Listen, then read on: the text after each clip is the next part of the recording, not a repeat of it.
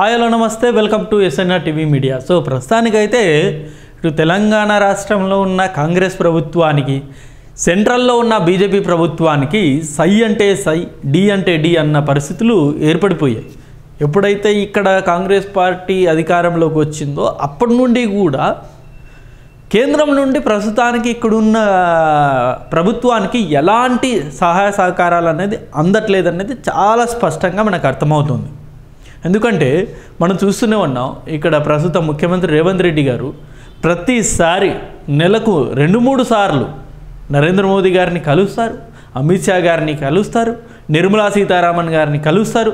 ఎవరిని కలిసినా సరే వీళ్ళు ఏదైతే ప్రతిపాదిస్తారో, వీళ్ళు ఏదైతే మాకు కావాలి, మీరు ఆర్థికంగా ఆదుకోండి, లేకపోతే పలానా ప్రాజెక్టు రాష్ట్రానికి ఇవ్వండి అని చెప్పేసి వీళ్ళు ఏదైతే అప్లై చేసుకుంటారో, ఏదైతే అర్జీ పెట్టుకుంటారో దాన్ని అసలు పక్కకు పెట్టేస్తున్నారు. సో అలాంటి పరిస్థితి ఇప్పుడు తెలంగాణ రాష్ట్రంలో మనం చూస్తూ ఉన్నాం. తెలంగాణ వర్సెస్ సెంట్రల్ అన్నట్టుగానే ఓవరావరిగా ఈ ఫైట్ జరుగుతూనే ఉంది. సో ఎప్పటికప్పుడు ఇటు రేవంత్ రెడ్డి గారు దీని మీద, ఈ అంశం మీద విడుచుకు పడుతూనే ఉంటారు. అండ్ ఈవెన్ చాలా మీటింగ్స్లో కూడా ఈ అంశాన్నే లేవనెత్తుతుంటారు. మనము స్టేట్ నుండి రూపాయి ఇస్తే మనకి సెంట్రల్ రిటర్న్లో కేవలం పావలా మాత్రమే మనకి ఇస్తుంది, ఇది మారాలి, ఈ సంస్కృతి మారాలి, సౌత్ స్టేట్స్ని చిన్న చూపుగా చూస్తున్నారు సెంట్రల్ వాళ్ళు అని చెప్పేసి కూడా ఎప్పటికప్పుడు రేవంత్ రెడ్డి గారు మాట్లాడుతూనే ఉంటారు ఈ అంశం గురించి. సో ప్రస్తుతం ఈ అంశం ఈ మధ్యకాలంలో మరీ ఎక్కువగా డిస్కషన్లోకి వచ్చింది. ఓ పక్కేమో రాష్ట్రానికి వచ్చే నిధులపై చర్చకు సిద్ధమా అని చెప్పేసి కాంగ్రెస్ పార్టీ సవాల్ విసిరితే, అసలు తెలంగాణ రాష్ట్రంలో జరుగుతున్న అభివృద్ధి మొత్తం కూడా కేవలం కేంద్రానిదే, కేంద్రం ఇస్తున్న నిధులతోనే ఇక్కడ అభివృద్ధి జరుగుతుంది తప్ప ప్రస్తుతం ఇక్కడ కాంగ్రెస్ పార్టీ ఏం చేయట్లేదు అనేది బీజేపీ వాదన. బట్ ప్రజలకు తెలుసు ఏంటి, ఏది నిజం, ఏది అబద్ధం అనేది. ఎందుకంటే ప్రస్తుతం కాంగ్రెస్ పార్టీ ఈ ఆర్థిక సంక్షోభంలో కొట్టుబిట్లాడుతుంది. మనం చూస్తూనే ఉన్నాం. తెలంగాణలో ఇచ్చిన వాగ్దానాలు నెరవేర్చాలన్నా, లేకపోతే ఆఖరికి జీతాలు ఇవ్వాలన్నా సరే అప్పు చేయాల్సిన పరిస్థితి, లేకపోతే ఏదన్నా ప్రాపర్టీని అమ్మాల్సిన పరిస్థితి ఏర్పడిపోయింది ఆల్రెడీ. మనం చూసాం మొన్ననే హెచ్యు భూములు వాటిని డెవలప్ చేసి లీజుకి ఇచ్చేసో, లేకపోతే అక్కడ నుండి వచ్చిన డబ్బులతోటి సంక్షేమము లేకపోతే మరో డెవలప్మెంట్ చేయాలని చెప్పేసి కాంగ్రెస్ ప్రభుత్వం ఆలోచన చేసినా సరే మొత్తం దాన్ని బీఆర్ఎస్ వాళ్ళు ఏమంటారు, దాన్ని చిన్న ఇష్యూని నేషనల్ లెవెల్ ఇష్యూ చేసి ఇప్పుడు సుప్రీంకోర్టులో వెళ్ళి అక్కడ స్టే కూడా ఇవ్వడం జరిగింది. సో ఆ భూముల్ని కూడా ఇప్పుడు ప్రస్తుతానికి అమ్మడానికి అవకాశమే లేకుండా చేశారు. సో అన్ని విధాలుగా కూడా ప్రస్తుతం కాంగ్రెస్ పార్టీకి చాలా అంటే చాలా గడ్డుకాల పరిస్థితి ఇప్పుడు ఫేస్ అవుతుంది, ఎదురవుతుంది. సో ఈ అంశం గురించి ఒకసారి మహేష్ కుమార్ గౌడ్ గారు మాట్లాడిన మాటలు, అలాగే బండి సంజయ్ గారు మాట్లాడిన మాటలు ఒకసారి మనం చూసుకున్నట్టయితే, బీజేపీ పాలిత రాష్ట్రాల్లో సన్న బియ్యం ఇవ్వాలని మోదీకి లేఖ రాసి దమ్ముందా? సో మనకు తెలుసు, రీసెంట్గా తెలంగాణ రాష్ట్రంలో ఏదైతే ఇప్పుడు రేషన్ బియ్యం ఇస్తున్నారో, ఆ రేషన్ బియ్యం ఇది వరకు దొడ్డు బియ్యం ఇచ్చేవారు, దాని ప్లేస్లో ఇప్పుడు సన్న బియ్యం ఇస్తున్నారు. ఏదైతే పెద్దవాళ్ళు తింటారో, సో ఆ సన్న బియ్యాన్ని ఇప్పుడు పేదవాళ్ళు కూడా తినాలని చెప్పేసి రీసెంట్గా రేవంత్ రెడ్డి గారు ఆ పథకాన్ని తీసుకొచ్చి ఆల్రెడీ అది ఇంప్లిమెంట్ చేస్తున్నారు. ఇప్పుడు రేషన్ ఎవరైతే తీసుకుంటున్నారో, ఎవరికైతే రేషన్ రావాలో వాళ్ళందరూ కూడా ఇప్పుడు సన్న బియ్యమే ఇప్పుడు రేషన్ షాపుల్లో ఇస్తున్నారు. సో ఇక్కడ తెలంగాణలో మేము సన్న బియ్యం ఇస్తున్నాం కదా, మరి బీజేపీ పాలిత రాష్ట్రాల్లో మీరు సన్న బియ్యం ఇచ్చే దమ్ముందా, ఆ లేఖ రాసే దమ్ముందా అని చెప్పేసి మహేష్ కుమార్ గౌడ్ గారు అడుగుతున్నారు ఇక్కడున్న బీజేపీ నాయకుల్ని. బీసీలో 42% రిజర్వేషన్ల చట్టబద్ధత కోసం కేంద్రానికి అడిగే ధైర్యం ఉందా? సో ఇది కూడా ఇక్కడ కాంగ్రెస్ ఒక ఘనతనే. సో ఈ అంశం గురించి రీసెంట్గా రాహుల్ గాంధీ గారు కూడా ప్రశంసించారు ఇక్కడ ప్రస్తుత కాంగ్రెస్ ప్రభుత్వాన్ని, అలాగే ముఖ్యమంత్రి గారిని, రేవంత్ రెడ్డి గారిని. సో ఒక ఘనత సాధించారు, కులగణన చేసి ఒక రికార్డు సృష్టించారు అని చెప్పేసి. అందులో భాగంగా 42% రిజర్వేషన్ కూడా గతంలో ఇస్తామని చెప్పారు కదా బీసీలకు, అది మేము ఇంప్లిమెంట్ చేస్తున్నాము.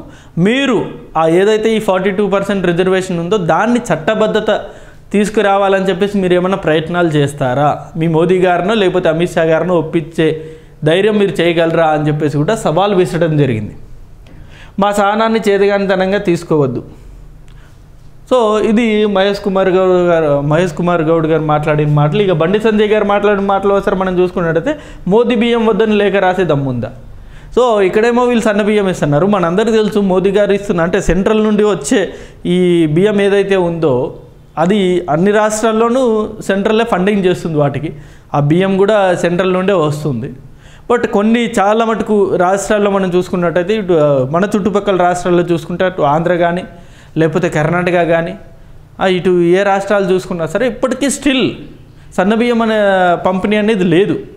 దొడ్డ బియ్యమే అంటే దొడ్డ బియ్యంలో కూడా ఓ రకంగా మంచి బియ్యాన్ని సప్లై చేస్తున్నారు. బట్ కంప్లీట్ సన్న బియ్యం అనేది కేవలం తెలంగాణ రాష్ట్రంలో మాత్రమే ఈ మధ్యకాలంలో స్టార్ట్ చేశారు ఆ పథకం అనేది.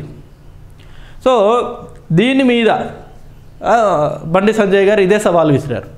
అసలు కేంద్రం ఏదైతే బియ్యం ఇస్తుందో దాన్ని వద్దనే దమ్ము మీకుందా, ఆ లేఖ ఏమన్నా మీరు రాయగలరా అంటే ఈయన ఇండైరెక్ట్గా చెప్తున్నది ఏంటి, అసలు ఇక్కడ సన్న బియ్యం స్కీమ్ కూడా కేంద్రం సప్లై చేసిందే, కేంద్రం ఇస్తుంది కాబట్టి వీళ్ళు ఇక్కడ సన్న బియ్యం ఇంప్లిమెంట్ చేస్తున్నారని చెప్పేసి కూడా బండి సంజయ్ గారు మాట్లాడిన మాటలు. సీఎం రేవంత్ రెడ్డికి కేంద్ర మంత్రి బండి సంజయ్ సవాల్. రాష్ట్రంలో పేదలకు గూడు లేకుండా చేస్తారని మండిపాటు. సో ఈ మధ్యకాలంలో మనం చూస్తూనే ఉన్నాం. సో చాలా మటుకు ఈ హైడ్రా అనే హైడ్రాని తీసుకొచ్చి ఏవైతే ఈ అక్రమ కట్టడాలు ఉంటాయో చెరువు చుట్టుపక్కల చెరువుని కబ్జా చేసి ఏవైతే కట్టడాలు కట్టారో వాటన్నిటి మీద కూడా అంటే ఇప్పుడంటే హైడ్రా లేదులేండి, ఇప్పుడు కొంచెం స్లో డౌన్ చేశారు, హైడ్రాని ఆపేశారు ఈ కూల్చివేతలు. సో గతంలో ఒక 3-4 months బ్యాక్ వెళ్తే మటుకు ఎక్కడ చూసినా ఈ హైడ్రా కూల్చివేతలో ఉండింది, అప్పుడు మనం చూసాం. సో ఆ హైడ్రా పేరుతోటి పేదల గూడును వీళ్ళు కూల్చారు అసలు మీరు ఈ కాంగ్రెస్ ప్రభుత్వం అని చెప్పేసి కూడా మండిపడ్డారు. మోదీ పాలనకు మరవద్దు, బీజేపీని విడవద్దని సూచన.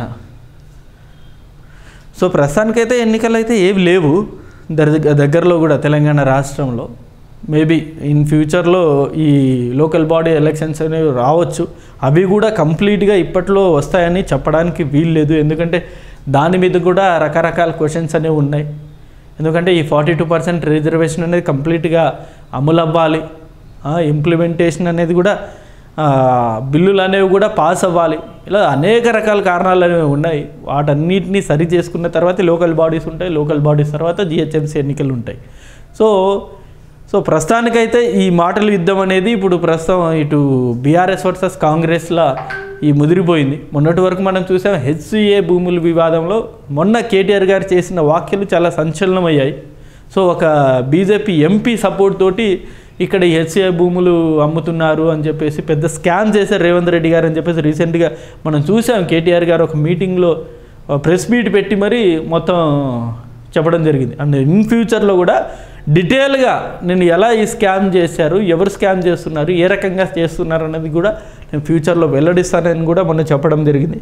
మరి చూద్దాం. ప్రస్తుతం ఈ తెలంగాణలో కూడా ఆ రాజకీయ వేడి అనేది బాగా రోజు రోజుకి ముదిరిపోతుంది. సో ఇది అంశం అండి. ఈ అంశం మీద మీ అభిప్రాయాన్ని కూడా కింద కామెంట్ రూపంలో తెలియజేయండి. Thank you for watching this video. Thank you.